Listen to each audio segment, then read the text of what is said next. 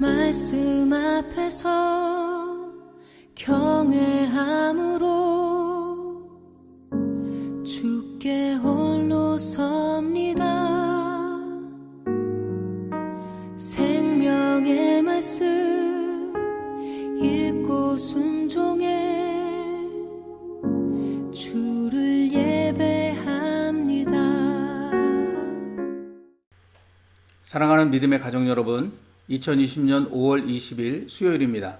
하루 한 장 말씀과 함께 함할게. 오늘은 신명기 19장의 말씀입니다. 사도신경으로 우리들의 믿음을 하나님 앞에 고백하겠습니다.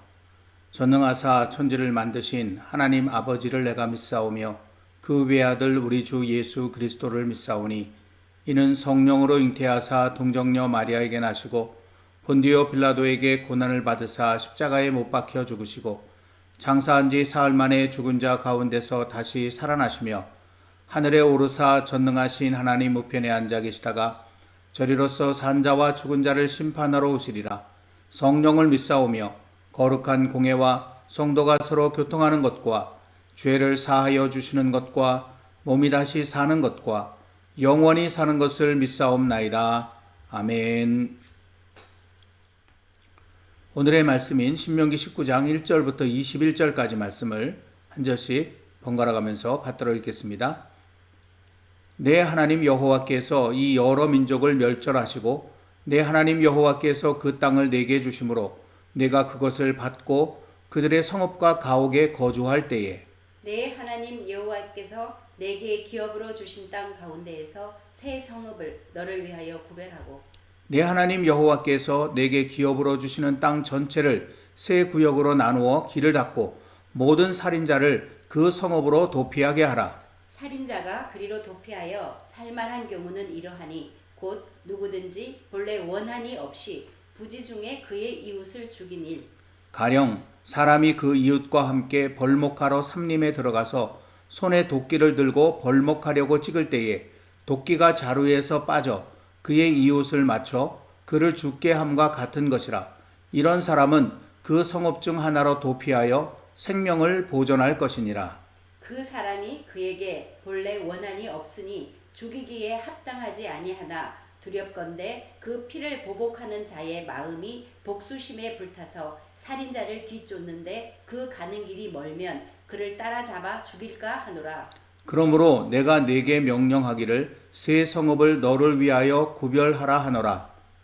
내 하나님 여호와께서 내 조상들에게 맹세하신 대로 내 지경을 넓혀 내 조상들에게 주리라고 말씀하신 땅을 다 내게 주실 때 또 너희가 오늘 내가 너희에게 명하는 이 모든 명령을 지켜 행하여 내 하나님 여호와를 사랑하고 항상 그의 길로 행할 때에는 이 셋 외에 새 성읍을 더하여 내 하나님 여호와께서 내게 기업으로 주시는 땅에서 무죄한 피를 흘리지 말라. 이같이 하면 그의 피가 내게로 돌아가지 아니하리라.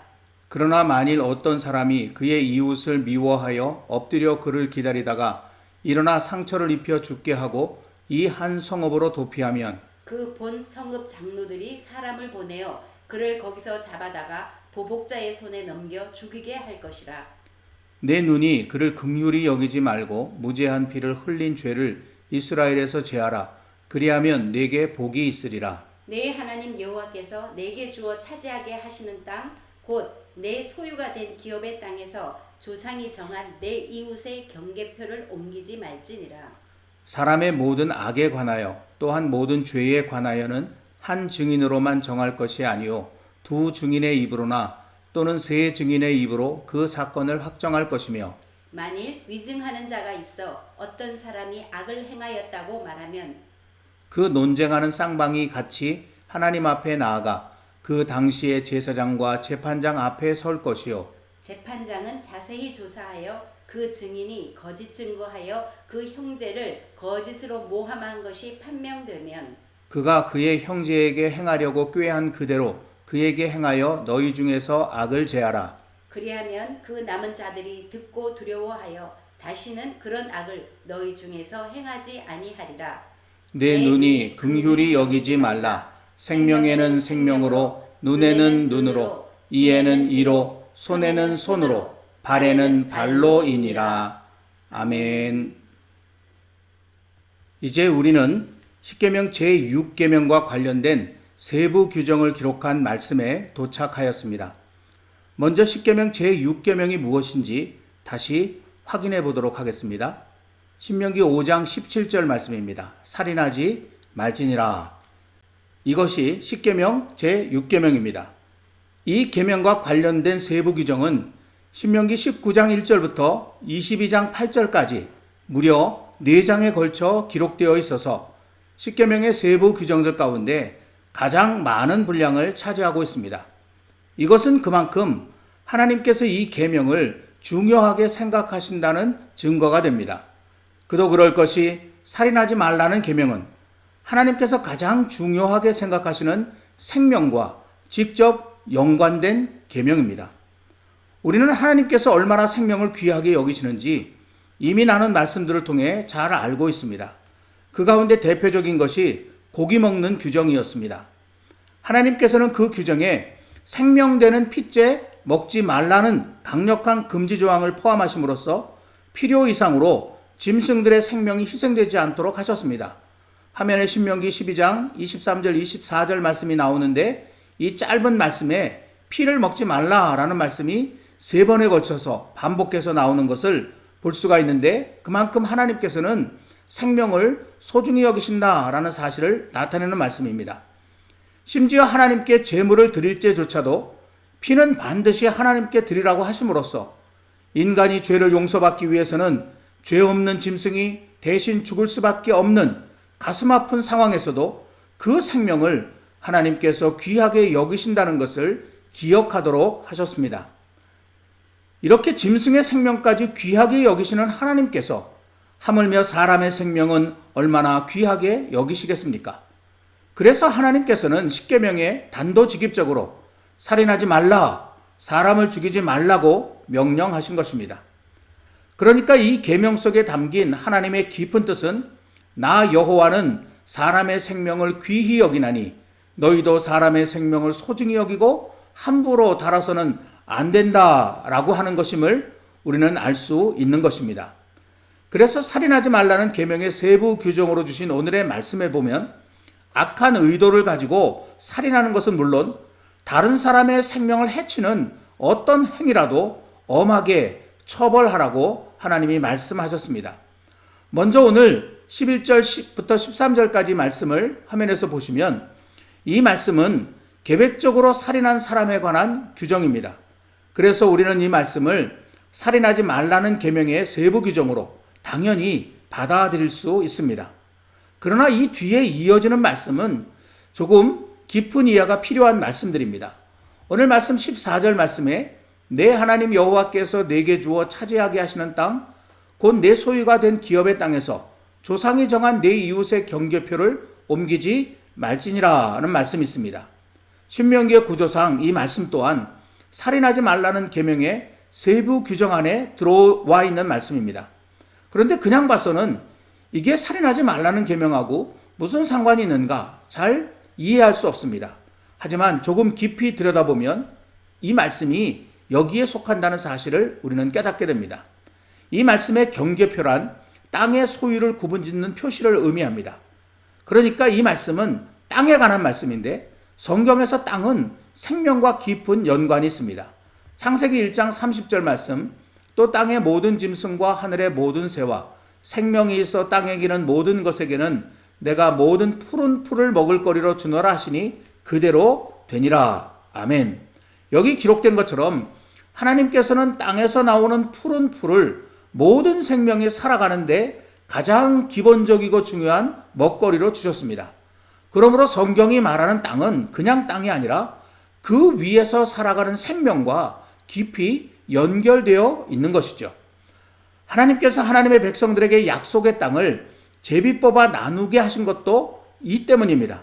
땅은 거기 사는 사람들의 생명과 깊이 연결되어 있기에 하나님의 백성 가운데 한 사람도 빠짐없이 그 생명의 근원이 되는 땅을 나누어 받도록 하기 위해서 하나님은 제비를 뽑는 방법을 선택하신 것이죠.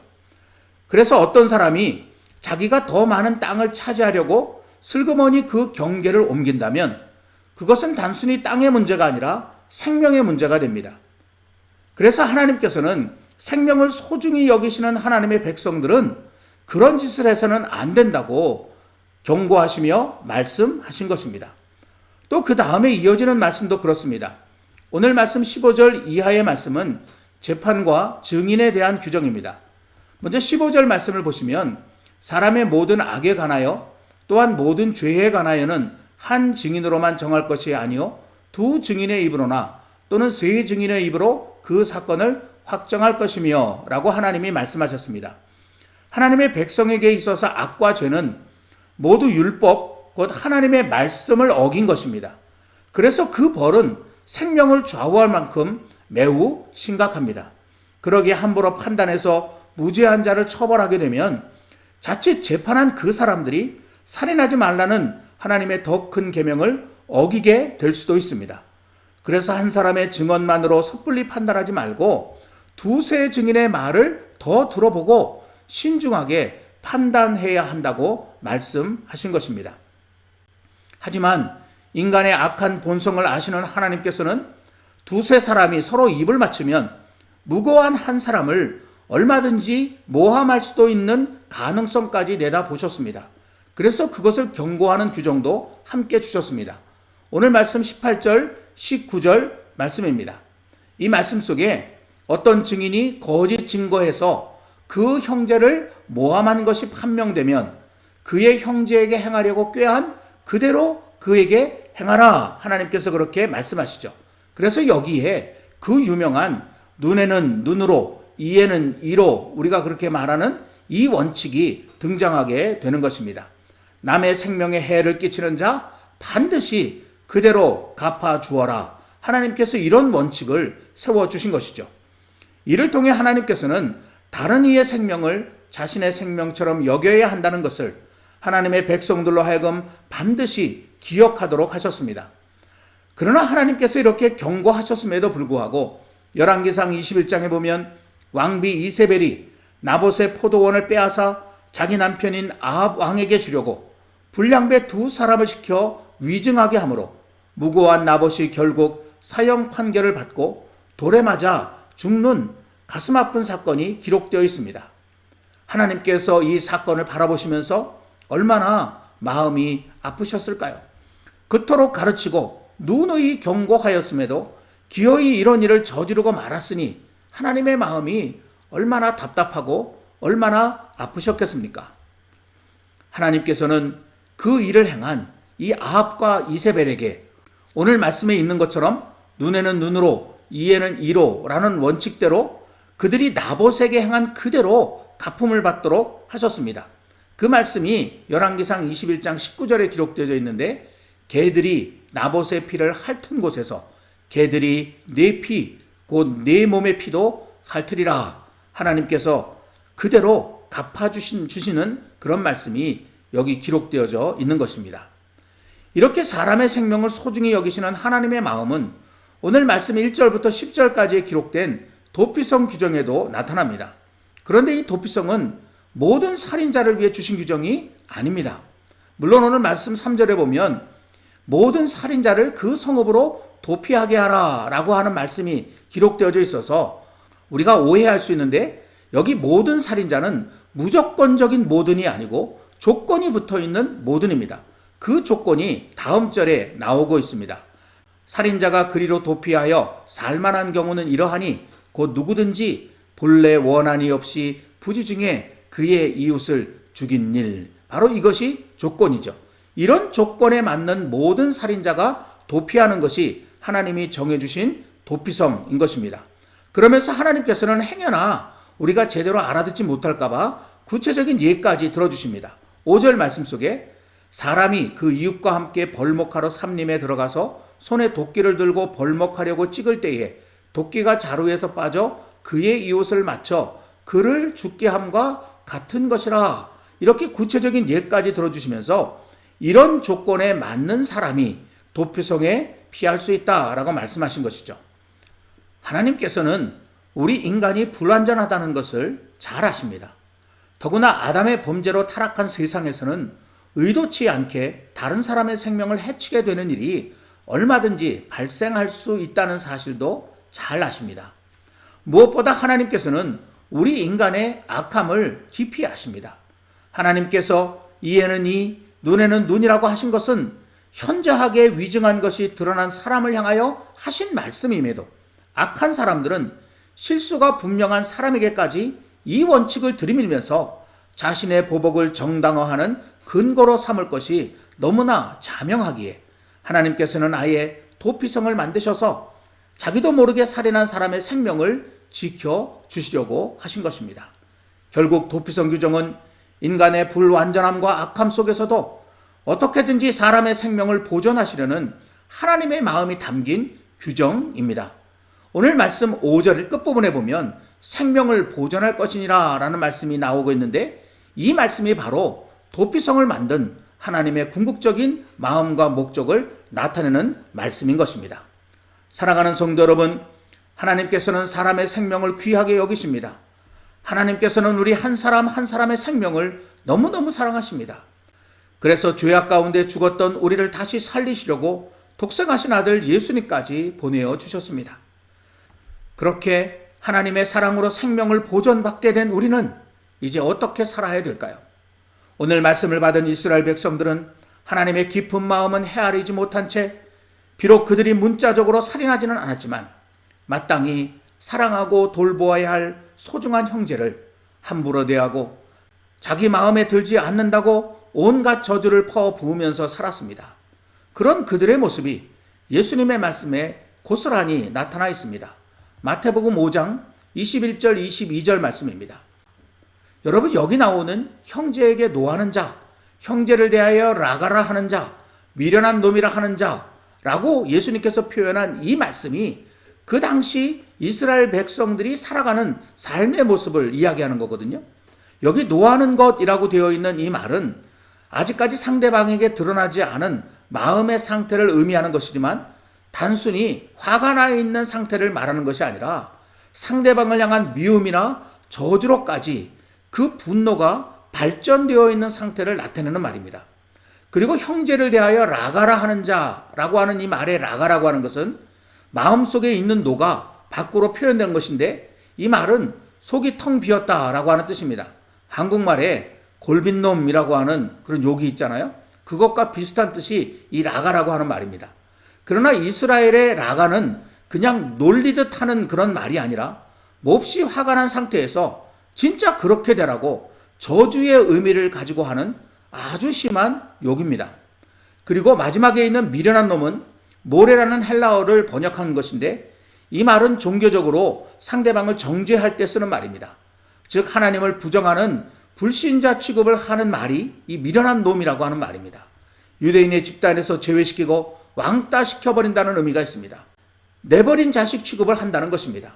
아주 무서운 저주를 담고 있는 최악의 욕이 이 미련한 놈이라고 하는 말입니다. 오늘의 말씀을 받은 이스라엘 백성들은 비록 그들이 문자적으로 살인하지는 않았지만 그렇게 살고 있었습니다.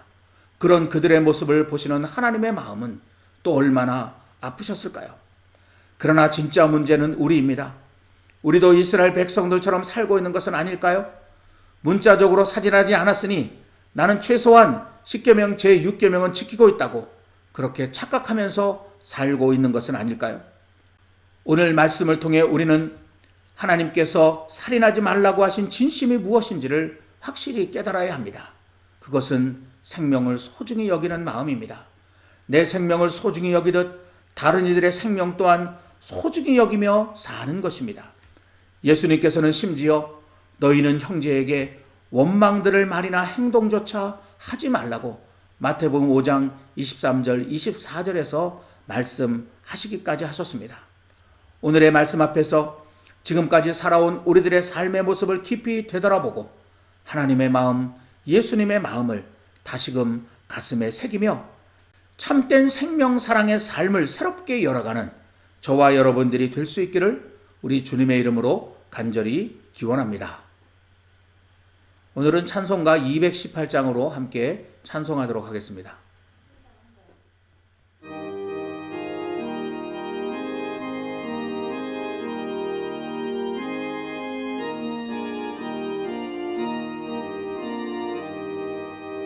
내 맘과 정성을 다하여서 주 너의 하나님을 사랑하라.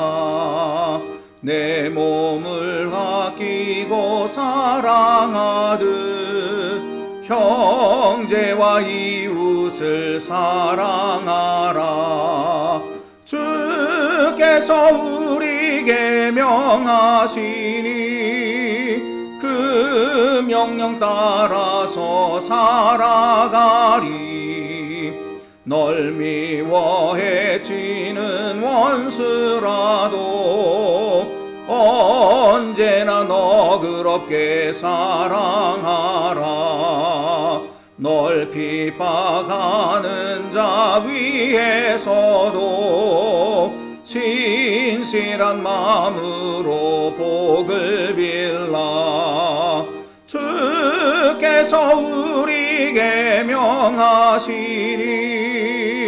그 명령 따라서 살아가리. 나 항상 주님을 멀리하고 형제를 사랑하지 못하였다.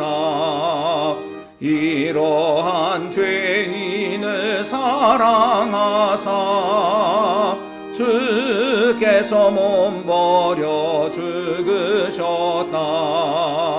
속죄의 큰 사랑 받은 이 몸 내 생명 다 바쳐 증성하리.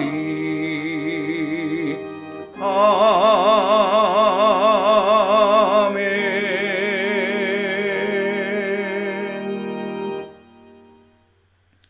기도하겠습니다. 사랑과 자비의 하나님 아버지, 하루 한 장 말씀과 함께 매일매일 살아가는 동안에 오늘은 저희가 신명기 19장의 말씀 앞에 섭니다.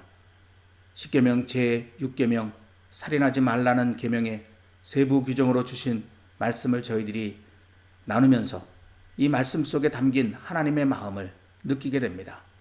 하나님께서는 우리가 문자적으로 살인하지 않는 삶을 원하시는 것이 아니라 하나님의 마음처럼 진정으로 생명을 소중히 여기고 그 생명을 참으로 사랑하면서 살아가는 사람 되기를 간절히 원하신다는 것을 저희들이 깨닫게 되었습니다.